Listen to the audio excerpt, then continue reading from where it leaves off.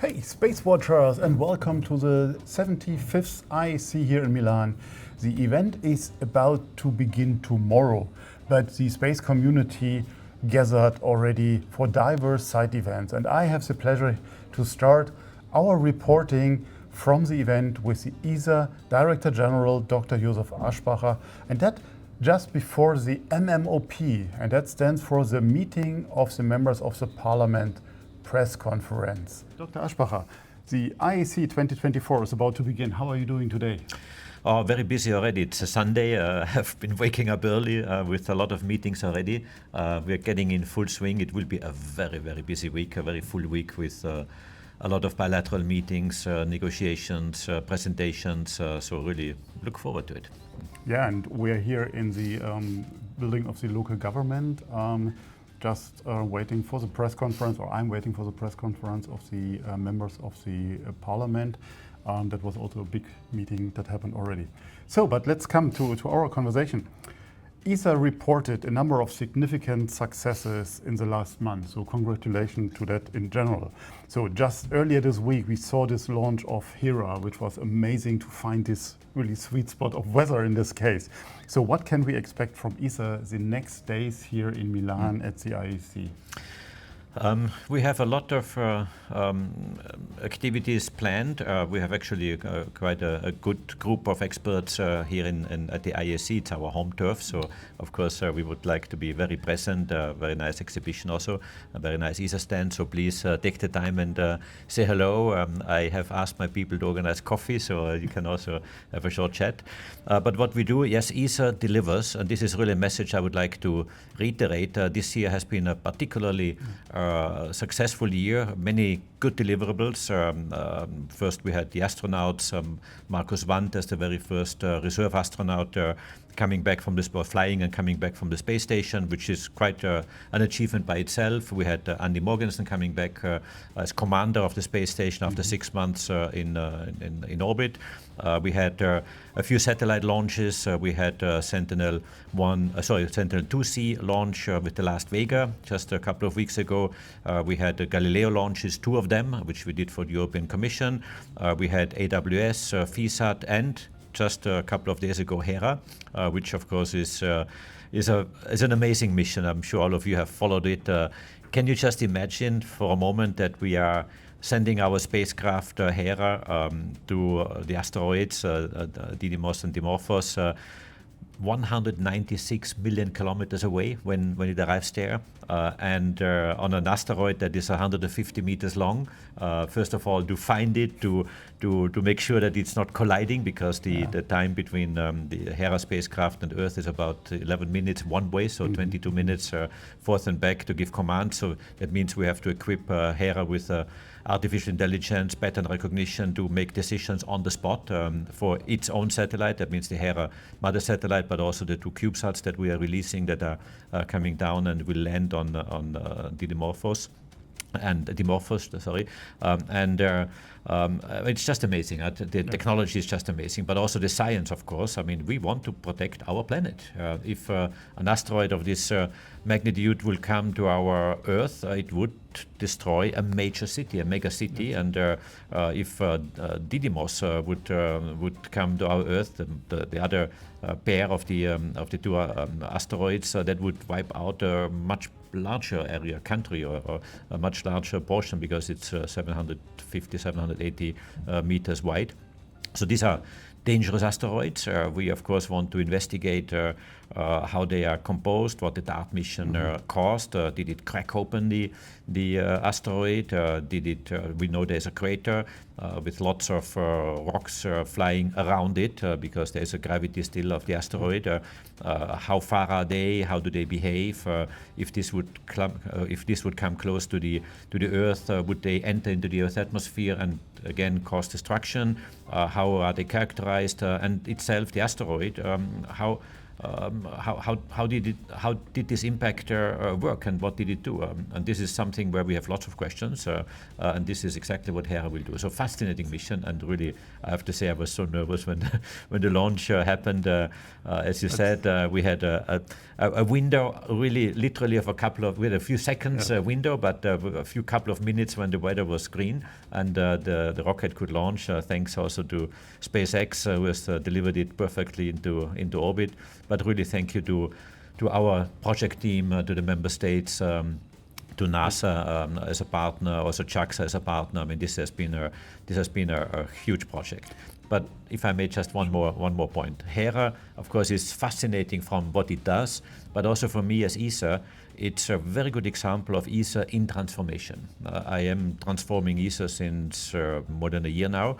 We have to become more agile, faster, more dynamic, and really make sure that we work faster and still at top quality. I mean, Hera, don't forget, is a spacecraft of almost 1.1 ton, 12 instruments on board, very complex, and we have done it in 4 years, on time, and on budget, actually below budget, which is quite rare, and on top quality. So this is something where new space at work was implemented and running, and thanks to the project team, but also industry with whom we have worked hand in hand together to make this work. Let me extend my congratulations on this mission as well, and as you mentioned, the transformation process.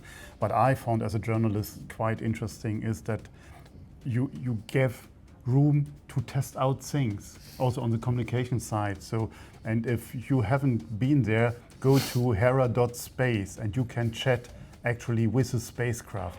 Okay, it's an AI, but it gives the spacecraft a soul and a meaning. So you ask can her ask how she is doing. Exactly, you can ask what's the temperature around you, or what do you see, and you will get an answer. It's quite amazing. Fascinating. I mean, it's cool, and congratulations for being so brave to do it. Yeah, and to give it a chance. Let's focus a bit more on the IAC here in Milan.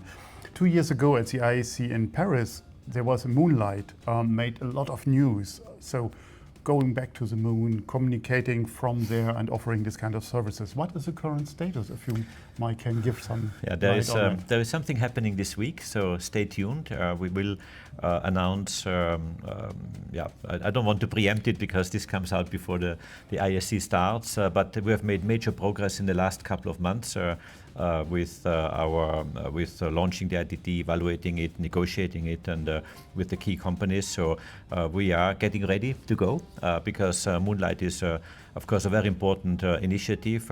Will support the future lunar economy through navigation communication services, but we also work very closely with NASA and JAXA in particular to interface with them, so really have a global, this is a lunar system being built up, but we will be one of the first ones with very concrete elements coming, so I'm really looking forward, but I don't want to preempt the announcement of this week. Stay tuned, but there's something happening this week on Moonlight. I tried hard, but we will keep you updated in the next days, of course.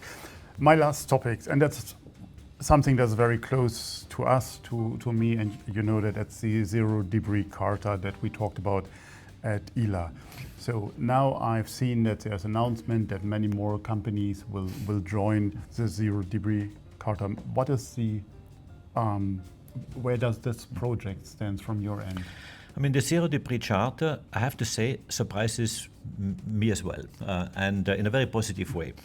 We have put it on the table, and it's a very simple charter, simple in the sense of the principle that we are asking the signatories to adhere to. That means everyone who signs up to it commits that if they launch a satellite, they bring it out at the end of the life within 5 years and bring it out of the orbit. So therefore keep the orbits clean. Very simple principle and very powerful actually.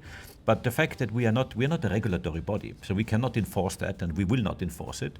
So therefore, the charter is a voluntary mechanism that people, I would say, morally commit to this promise, and that is, it's a voluntary commitment. So it's really quite powerful.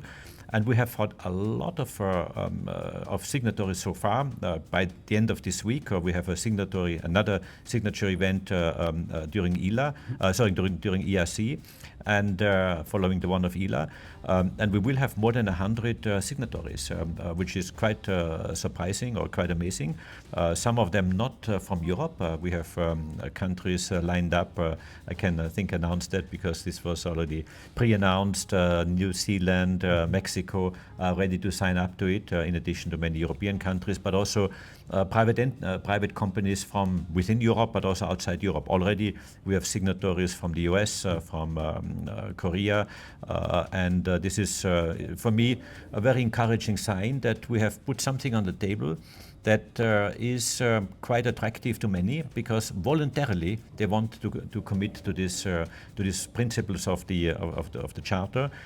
We have elaborated the principles, by the way, with 40 other partners, so it's not something that ESA has written and then put on the table. This is really teamwork with many of the signatories, and I think it's a huge success, and something that was a bit unexpected. Is much more than what I thought.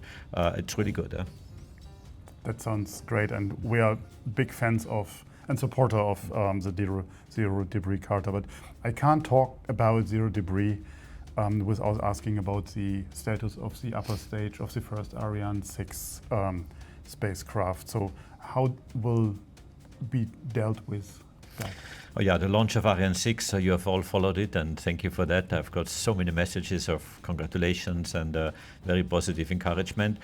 It was quite a moment. Let me just step back once more and recall how important this successful launch of Ariane 6 was for Europe, for space, for ESA obviously as well, but this was really fundamental. We had this smaller glitch at the very end, what we call the experimental phase, where the second firing of the APU switched off after a couple of seconds, which would allow to deorbit the upper stage.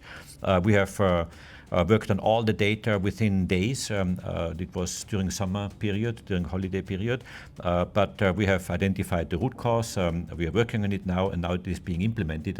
So that means we will implement the deorbiting capability, either the next or the one after flight. The next one we still have to see whether it's compatible with the mission profile, but certainly this is it's not yet ticked off. Of course, we need to work on it, but it is understood.